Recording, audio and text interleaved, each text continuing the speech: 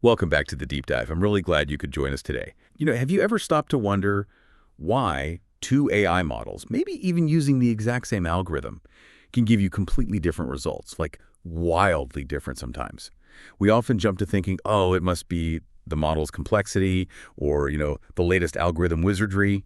But today, we're going deep on something far more basic, something often overlooked. We're talking data quality. You can almost think of it as the soul of AI. And if that soul, that data, is flawed, well, the AI's output is going to be flawed too. It just follows. And here to guide us through this really crucial topic is our expert, Dr. AI. She's got this amazing way of making complex stuff super clear. Dr. AI, it's great to have you back. It's great to be here. And yeah, that soul idea really hits on something fundamental. There's this classic phrase in the field, you hear it all the time, garbage in, garbage out. Exile. And it's not just catchy, it's a core principle for AI, for machine learning, really dictates what's possible. GI go. Garbage in, garbage out. Okay. So our mission today is basically to unpack that. What does GI go actually mean for AI? Why is data quality so important? And maybe most importantly, what can we actually do about it? How do we make sure our AI gets the best possible soul? Dr. AI, let's start right there. GI go and AI and machine learning.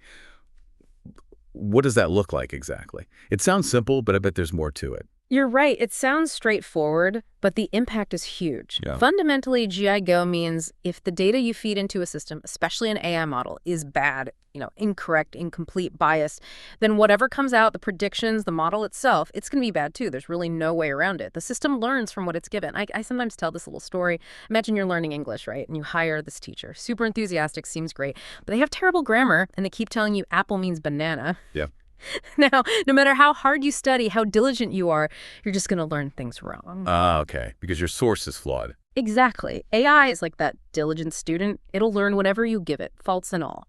No matter how sophisticated the model, the algorithm, if the input data is garbage, it learns garbage knowledge.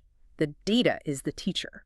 That really clarifies it. The model isn't thinking for itself. It's just learning patterns from whatever we show it. Which brings me to something I find really interesting. Lots of people, and I was probably guilty of this at first too, assume AI power comes mainly from the model, the fancy algorithms, the deep neural networks. But everything we've looked at suggests that's kind of a misconception. Is data quality really more important than the model? That feels counterintuitive. It does feel that way to many. But yeah, in practice, it often is. Yeah. Look, model advancements are amazing. They push the boundaries, no doubt. But when AI projects fail, more often than not, the culprit is bad data, not a bad model. It's the weak link. Huh. So it's the foundation crumbling.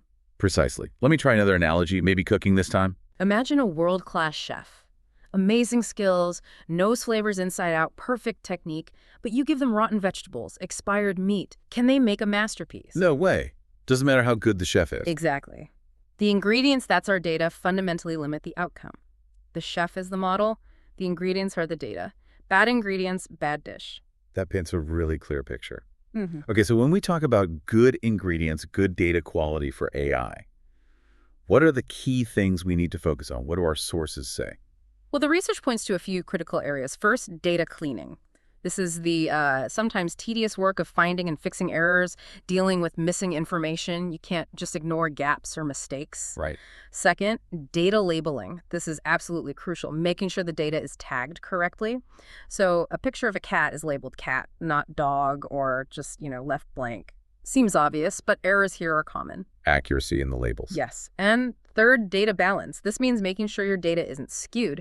You need a fair representation of all the different categories you care about. Okay, data balance. That sounds important. What happens if it's not balanced? You mentioned bias earlier. Does imbalance lead directly to bias? It's a major cause of it, yes. Data bias is a really tricky problem. It can make AI systems not just inaccurate, but actively unfair or ineffective for certain groups. How so? Well, our sources highlight a stark example.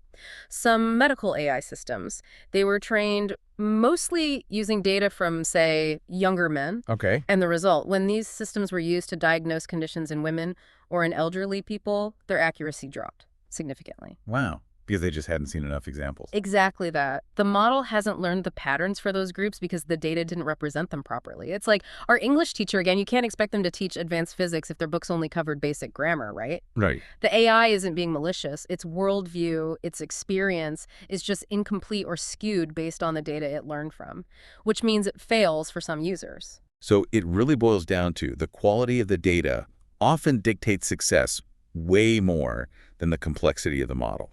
It's like this hidden foundation. That's a great way to put it, the hidden foundation. And, this connects to something that often surprises people, something our sources really emphasize. In actual real-world AI projects, a huge chunk of the time isn't spent building the model. It's spent on data processing, cleaning, labeling, organizing, all that stuff. How huge a chunk are we talking? Figures vary, of course, but it's often the majority. We're talking maybe 70%, sometimes even 80% of the total project time. 80%. Seriously. So an AI expert is spending most of their time being a data janitor almost, not coding algorithms. Well, data detective might be a kinder term, but yeah, a huge part of the job is wrestling with data. What makes it take so long? Is it just the volume? Or Yeah. finding the errors? It's a mix of things. First, just getting good, diverse data can be hard. Then it almost never comes in perfect shape. You've got inconsistencies, errors, missing bits, duplicates.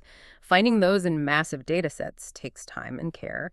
And subtle errors are the worst. They can really mess up a model. Right. Then the labeling, especially for supervised learning, every single piece needs an accurate label. Think about labeling thousands of medical scans. It needs experts, it's time-consuming, you need quality checks, it's often iterative too. You label, train a bit, find errors, relabel. Wow. Plus, you have to wrangle it all into the right format for the model. So yeah, data detective work, that's a massive part of building successful AI. It takes time. That really drives home how critical those early steps are, even if they aren't the sexy part of AI development. So, okay, what can we actually do? What are the common practical ways to improve data quality? What do these data detectives spend their time doing? Good question. These are the bread and butter techniques. First, as we said, data cleaning. This means having solid strategies for missing values. Do you estimate them, remove them, ignore them? It depends. It also means fixing obvious errors like typos or impossible values, standardizing formats like dates or addresses, and getting rid of duplicate records. Meticulous stuff. Okay, cleaning first. Makes sense. Then data balancing. We talked about the 90% dogs, 10% cats problem. Right, the model just guesses dog. Exactly. So techniques here include things like oversampling the minority class, basically, making more copies or slight variations of the cat examples, or undersampling the majority class, carefully removing some dog examples so things are more even. Sometimes you even generate synthetic data, creating new, artificial but realistic cat examples to boost their number. Ah, interesting. Creating fake cats. Believable fake cats, yes, to give the model a fairer chance to learn about them. Then there's ensuring diversity. This is about actively collecting data that covers the full spectrum of what the AI will see in the real world. Think facial recognition. You need faces in different lighting, different angles, diverse skin tones, ages, expressions. If you only train on perfectly lit studio shots of one demographic, it just won't work reliably out there. Got it. Cover all the bases. And finally, data augmentation. This is a really cool technique. You artificially increase the amount and variety of your data by tweaking the existing data. How does that work? For images, you might rotate them a bit, flip them, zoom in, add tiny amounts of noise. Things that don't change with the images but create new variations for the model to learn from. Okay.